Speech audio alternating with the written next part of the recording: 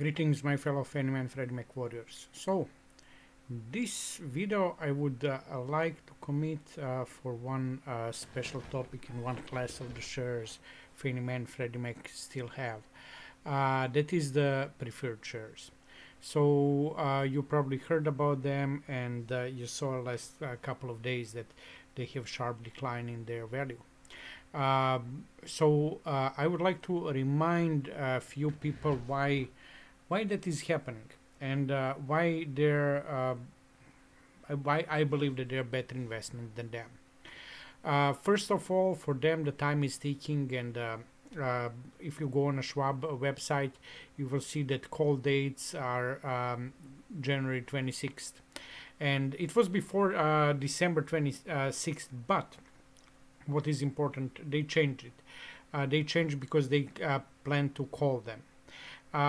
In reality, those shares are supposed to be called on every 5 years, and you can see that in the prospectus. For example, for Fnmas, call date was December 31st, 2025, because in a prospectus it says 2005. Then on every 5 years, 10, 15, 20, 25. So that was in the contract. Obviously, government don't plan to respect that contract and that prospectus. That's why they changed the call date. If they change the call date, that implies that they might change the call value too. These few arguments for those shares. For example, some of them that their value on a balance sheet. If you take a look at the balance sheet and you pay attention a little bit in details, you will see that that is actually liquidation preference, and in total shows like around $50 billion for those for that, and that implies also that they will be in case of liquidation, not in IPO, but liquidation, that they will get the face value. So it said that is only in case of liquidation or bankruptcy or some kind of that kind of, and we definitely don't go toward in that direction. We know that, and now the next question can be, what is their defense? And they say that it is like a value. It is the statement that the capital structure is important. In reality, it is important, and but it is important in case of the bankruptcy or liquidation. During normal operation, it doesn't matter. Like, so what if it is the, like it, and so what if it is there is a capital structure. Another their point is that I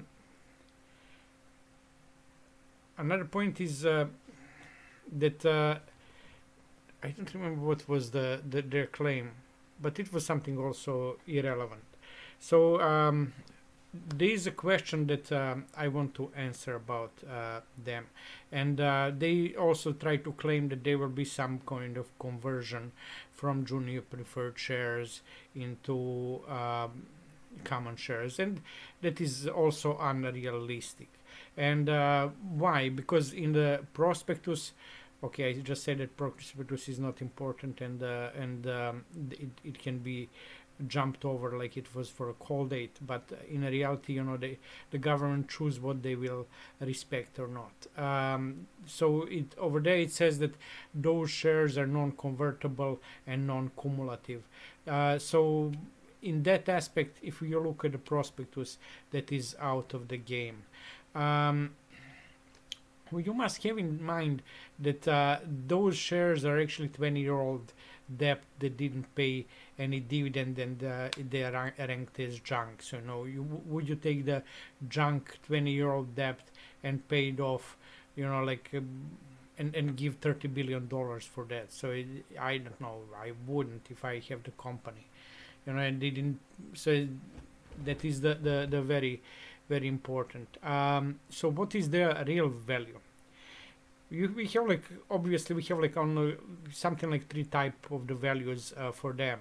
Face value, and face value is not the same as a par value. So face value, if you look at a 10K documents of Fannie Mae and Freddie Mac, you will see that they have the face value, and the at par is one, face value is different.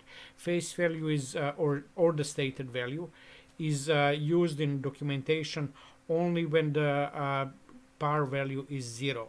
And in case that you take a look 10K by or 10Q by Fannie Mae or Freddie Mac, you will see that Fannie Mae has the state value of 25 or face value, but that is because at par value is 0, and for Freddie Mac you will see that at par value is $1. So the value can be like that, what is let's say that stated value, and it also in a prospectus says that they might be redeemed at stated value, but as I said, they didn't respect the contracts for call date. Will they respect for that? Then the other option is that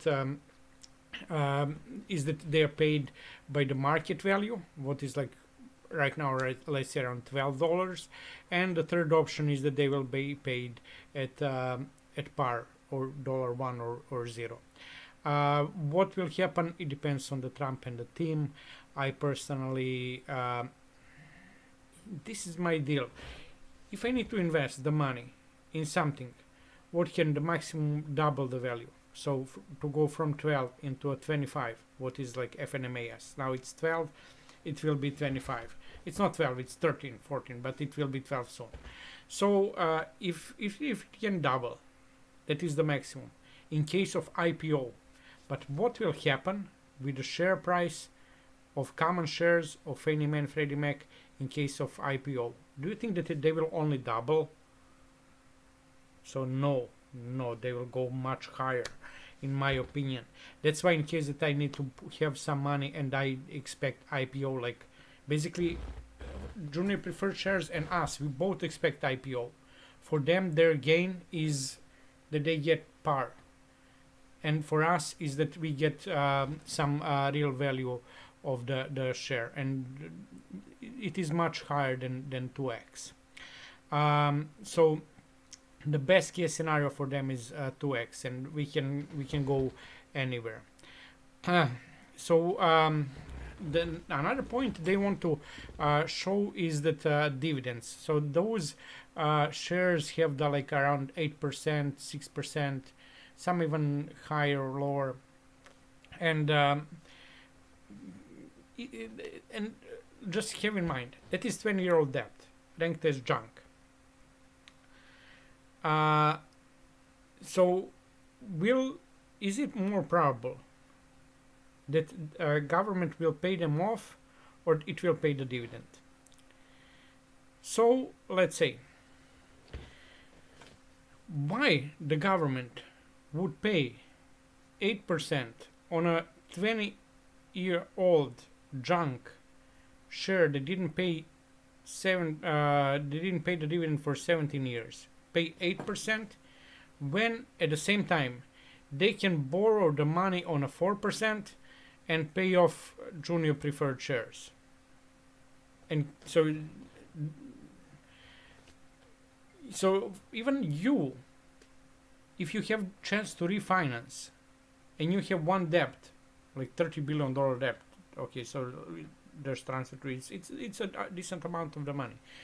Would you take that and pay 8 or 7% on that, or would you borrow the money and pay that off? And so I want to say they will never see the dividends.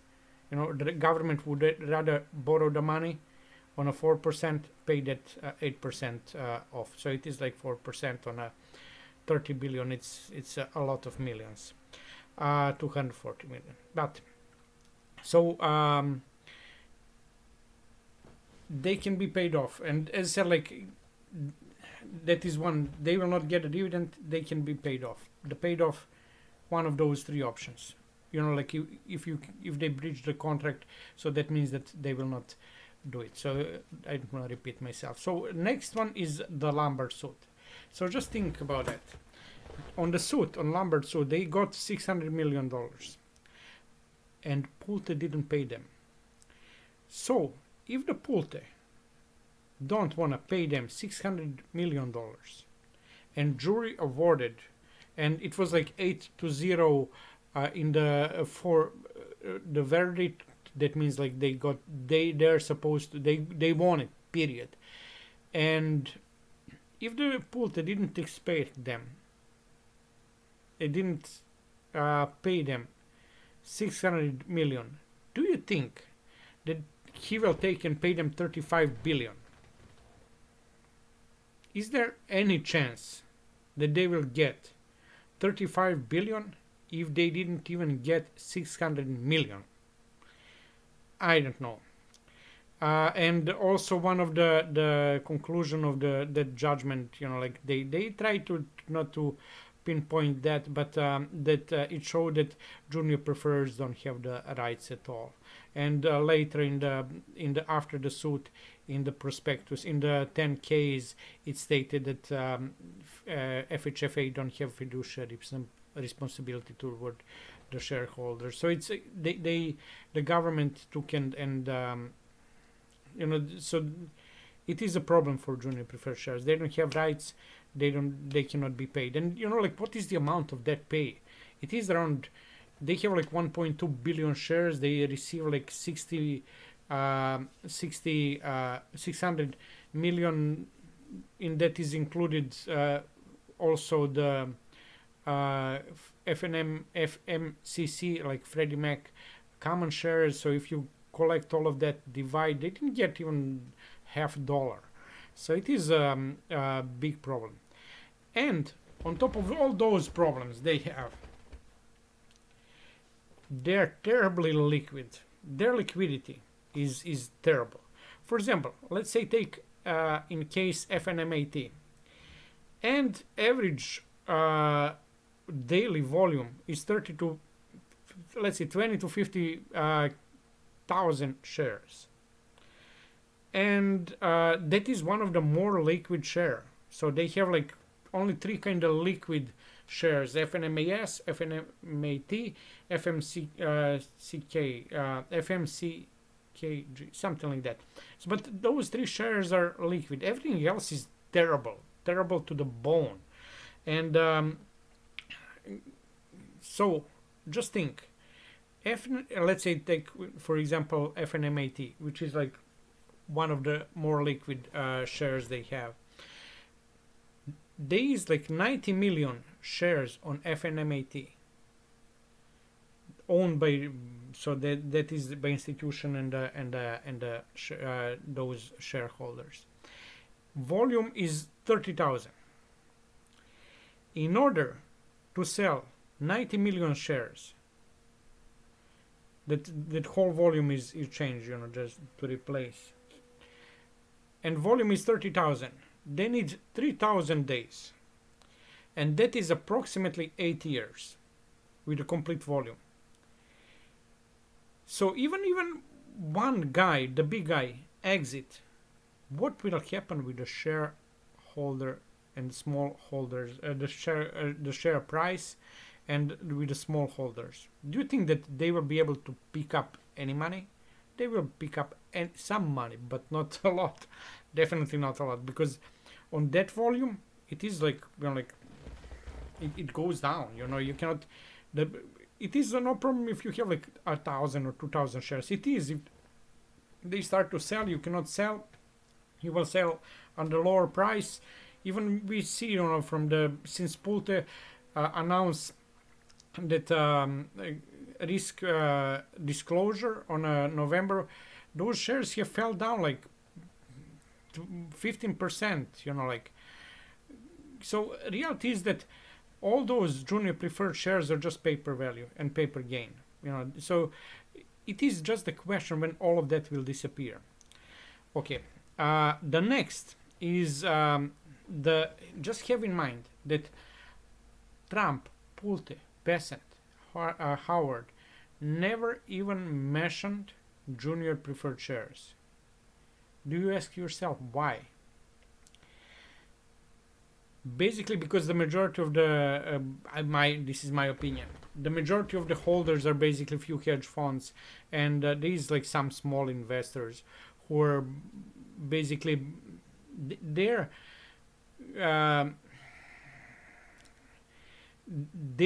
how to say, they have been strayed away by the convincing lies of the few very soft-spoken and sophisticated um individuals. And I believe that some of them even work for those funds that own the shares. Um, so let's be real. Before, there was a reason to own junior preferred shares.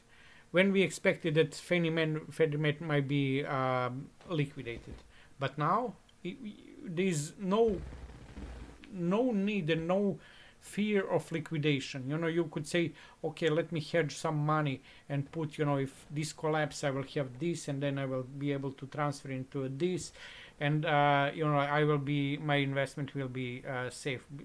I was one of those, and I put like around 20% in a FNMA T and FNMAS. I had some, but mostly was in FNMA T, because I expected that lumber suit will. I didn't read prospectus, so I thought that I will get some previous dividends, but I didn't know it was. I did read, but I read it, but it didn't came into my mind that I will receive back dividends. And that's why I choose FNMAT, because it has the highest yield, or one of the higher yield. So, and then eventually I realized, oh my God, look, nothing is happening here.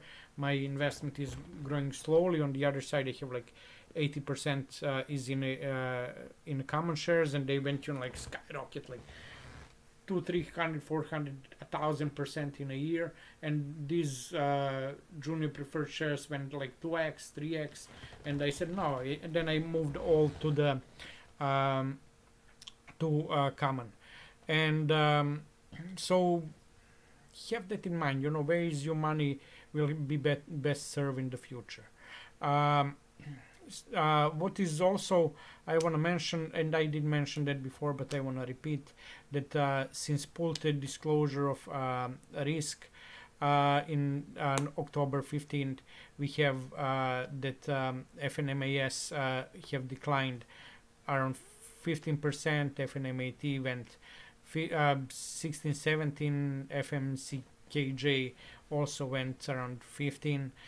So at the same time, Fannie Mae and Freddie Mac FNMA common shares went around 10% up. So what is better investment? Like for me, it is common, unquestionably. Also, we can notice in the last couple of months, let's say like maybe like 6 months, there was few guys on a Twitter who were promoting junior preferred shares, but they're gone. They kind of disappeared. And even some of them have stated that they did sold their junior preferred shares, and they didn't explicitly say that they are moving to the common shares, but they did sold the junior preferred shares. So the question is, at the end of the day, who will hold the bag? So and don't kill the messenger. Stay well, my friends.